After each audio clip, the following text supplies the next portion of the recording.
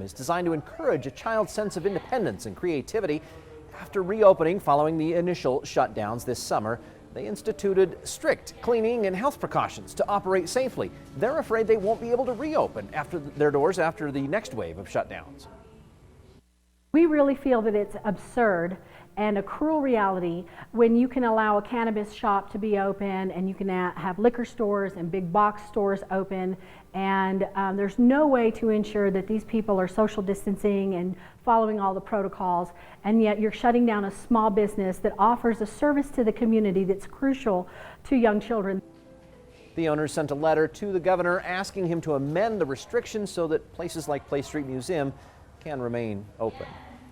Well, it certainly feels very wintry outside right now as we take a live look from our sky cameras in the Springs and Pueblo. Here's Alan Rose in First Alert 5. And Andy, in just a few days we could actually see some wintry weather, but tonight the big story is a very dry air mass in place in Colorado, and that is translating to some very cold temperatures already. So take a look at how things are looking right now at this 10 o'clock hour, dropping down to the teens for Monument, Rye, and Alamosa. Looking at some teens here to the east and to the plains, Kit Carson and Eads at 15 apiece, 25 in the Springs, 20 in Pueblo, 21 for Walsenburg, 25 in Trinidad. Most areas running colder than this time last night, and it's going to get much, much colder heading into your Monday morning. So the final Monday of November starts out with temperatures in the single digits and in the teens. We will see a low of around 1 degree in Alamosa, 18 for Canyon City, 14 in Colorado Springs, 12 in Woodland Park, and all the way down to 10 bone-chilling degrees in Pueblo. So does a warm-up follow for the afternoon tomorrow? I'll let you know the answer to that, and we'll talk about that snow potential in your extended forecast. Andy? Thanks, Alan. Continuing coverage now. We should know early in the new year if Colorado Springs will be selected as the permanent home for U.S. Space Command. And as that decision draws near, there are some concerns in the community about the impact on the cost of housing. News 5 spoke with Dirk Draper, the president and CEO of the Colorado Springs Chamber and EDC. He says that our market can handle the billion-dollar economic boost that the new command would bring, but he acknowledges the city's cost of living is higher than the national average right now. The Colorado Space Coalition conducted a survey that found 5,100 jobs would be created if Space Command were to move to the Pikes Peak region permanently. Draper said that families are already moving to town and buying homes here after Peterson Air Force Base was named the provisional home for Space Command. Our community is prepared to respond to our new neighbors or new fellow citizens who would come to this region. We may see some minor increases, for example, in housing prices. We're already seeing that as a very popular place to live. Colorado Springs is one of 6 finalists. The Air Force is expected to make a decision in January. Still ahead, the first doses of the COVID-19 vaccine are being flown to the U.S. and are awaiting FDA approval to be distributed. We'll have details ahead on what the Trump and Biden groups are both gearing up to do to administer the vaccine. This is your First Alert 5 weather with Alan Rose. And welcome back to News 5 at 10 on this Sunday night. This is the full beaver moon photo sent in by Kara Marcus. Said it looked like it was being held up by that power line in Colorado Springs. The full moon happening tonight, of course, and looked all big and beautiful out there on this last Monday, or I should say last Sunday of November. And take a look at this, the drive into Cripple Creek looking really nice with the snow-capped peaks all around town. And the grass, well, you know, it could be doing better, but earlier in the month and back in October, we did see the leaves changing. But of course, things tend to die out this time of the year. These are some of our drier months here in parts of southern Colorado. Tonight, the cold, the big story. It is 25 degrees, my friends, in the Springs, and even colder than that in Pueblo. Fortunately, not a lot of wind out there, so the wind chill values not really all that different from the actual air temperature. Cripple Creek, or I should say Canyon City, current temperature there at about 20, or I should say 25 degrees. Now looking at the headlines for tonight, really cold air in the forecast overnight into Monday morning. But the good news here is that we turn the corner once the sun comes out, and we'll see nice and warm highs for the start of the week. Temperatures tomorrow mostly into the 50s. Then we're watching a series of frontal systems that move in Tuesday into Wednesday, and this will bring in some colder air, some wind, and the potential for some midweek snow. And you know, we could really use that snowfall. I built this graphic on my break between shows. In November so far, just hardly a trace of snow in both the Springs and Pueblo. Both areas running well below the average, which for both towns is between 4 and 5 inches. October was really snowy in Pueblo. If you remember, we picked up over 11 inches, also over 3 in the spring. So we had a plus sign there where we're above average in both cities. And for September, also seeing a little bit of snow. So we're above average back in September. It just feels like we haven't really seen a lot of snow lately. No big systems moving through southern Colorado and nothing on the way tomorrow. So the big story then is going to be the cold in the morning, but the nice and mild highs that we'll see by the afternoon and plenty of sunshine over the next 24 hours. Now, look what happens though as we make our way into Tuesday. We're watching a series of weather systems that's going to move in from the north. Both don't have a whole lot of moisture to work with, but I still think we will see some mountain snow by Tuesday morning. Some of that could push east of the mountains by Tuesday afternoon, and then maybe another wave of some light snow showers as we make our way into Wednesday. Both systems combined only expected to deliver a few inches for the higher elevations and more than likely be less than an inch for areas east of the mountains. Tonight, those overnight lows, they are going to get very, very cold out there, dropping down to 18 for Denver and Canyon City, 12 in Woodland Park, 14 in the Springs and 10 in Pueblo. Highs tomorrow recover nicely, so it's a nice and mild end to the month of November. But December comes in quite cold, dropping more than 10 degrees on Tuesday with some evening or late afternoon snow showers possible. Cold and unsettled on Wednesday with some snow flurries and some gusty winds, a high of just 29 degrees, and dropping back down to 14 by Wednesday night before temperatures, both the lows and the highs, begin to moderate as we head towards the weekend. Pueblo area will be in the upper 50s with lots of sunshine on Monday.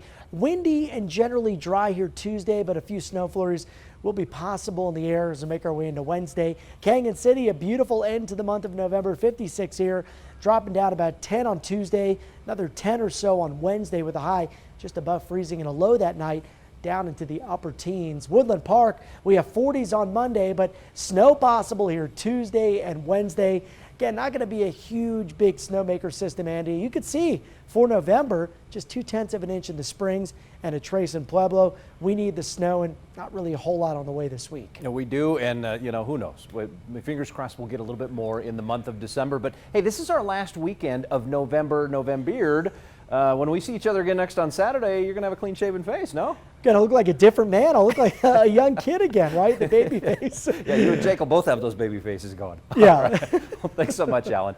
Shipments of the new COVID vaccine are in the U.S. tonight as doctors are bracing for another deadly wave of the virus after millions of Americans traveled over the Thanksgiving holiday. NBC's Jennifer Johnson says that both the White House and the Biden transition team are gearing up to distribute the vaccine.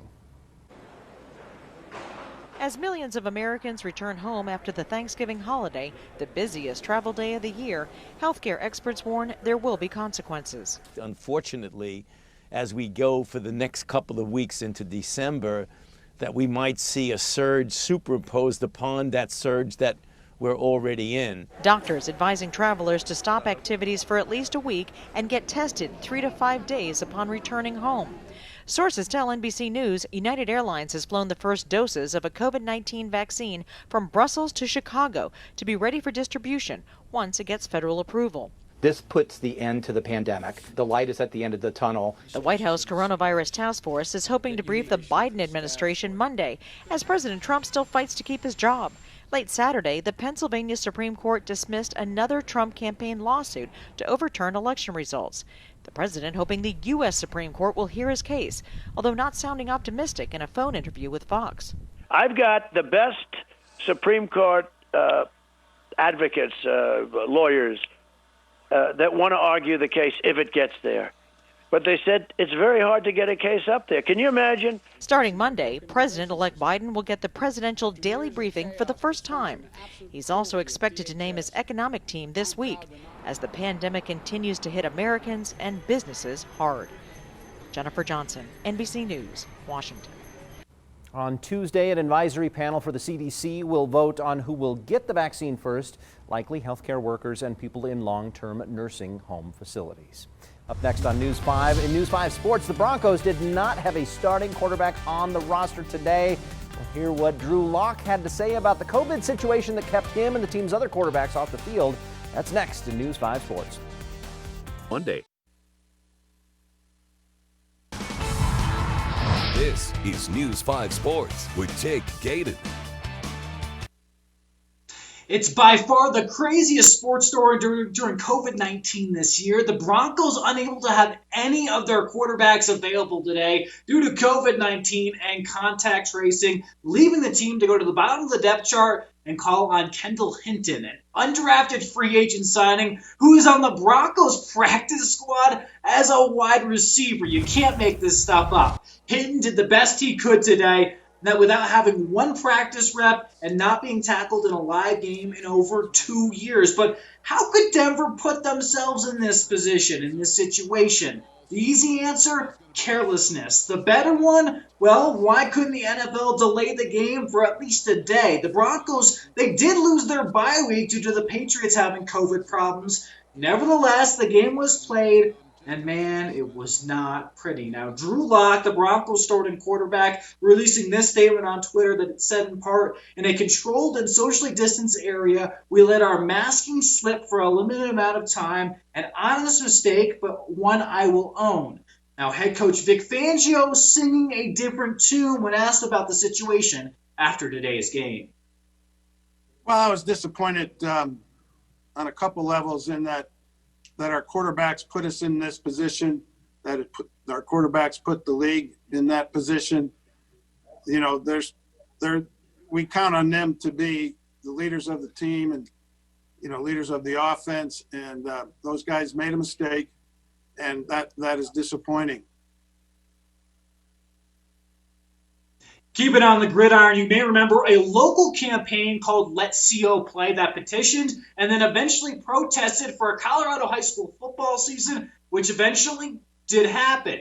Now the group is on a new mission. LETCOPAY now has a new petition to let fans into the state title games that will take place this upcoming week in Pueblo at the CSU Pueblo Thunder Bowl. Now the group is asking Chaska and the Colorado Health Department to review their decision and allow just family of the players and coaches to attend the games. As of this evening, this petition has over 6,000 signatures. All right, let's hit the hardwood as the Air Force Falcons playing in their second game today of the season in Las Vegas, looking to move to 2-0 to start the year. Now the Falcons facing Seattle University from the WAC. We start early in the first quarter, Air Force down 5, Nick Jackson for 3, but after that, the Red Hawks would go on a nice 11-0 run, capped off by a Riley Grigby 3 right here. Now before the half, the Falcons cut the lead to Jackson again. He's going to be able to go right down Broadway this time for the easy layup.